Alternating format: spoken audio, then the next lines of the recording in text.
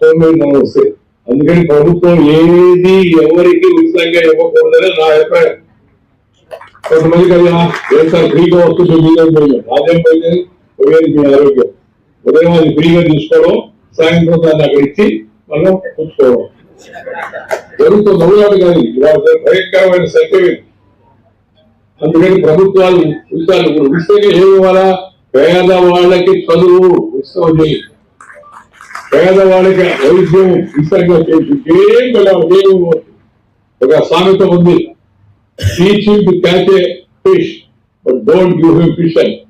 ఎవరికైనా చేపలు పట్టేది నేర్పించు, కానీ చేప మాత్రం ఉచితంగా ఇవ్వబోతుంది. ఎందుకంటే పట్టేది నేర్పకుండా చేప ఉచితంగా ఇస్తే మధ్యాహ్నం కొరమే ఇచ్చామనుకోండి, సాయంత్రం వచ్చి కావాలంటారు.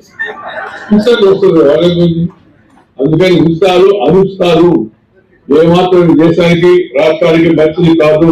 ముఖ్యమంత్రి విషయం ఆలోచించాలా. ఆంధ్రప్రదేశ్ తెలంగాణ రాష్ట్రాలు రెండు రాష్ట్రాల్లో కూడా ఆర్థిక సమస్యలతో వాళ్ళకి ప్రభుత్వం వాడు చేసుకొచ్చింది. చంద్రబాబు నాయుడు గారు చేశారని అన్నం, లేకపోతే అక్కడ ఉన్న రేవంత్ రెడ్డి చేశారు. కానీ వాళ్ళ పరిస్థితి ఏంటుందో అప్పులతో రాష్ట్రం వాళ్ళకి చేసుకొచ్చింది.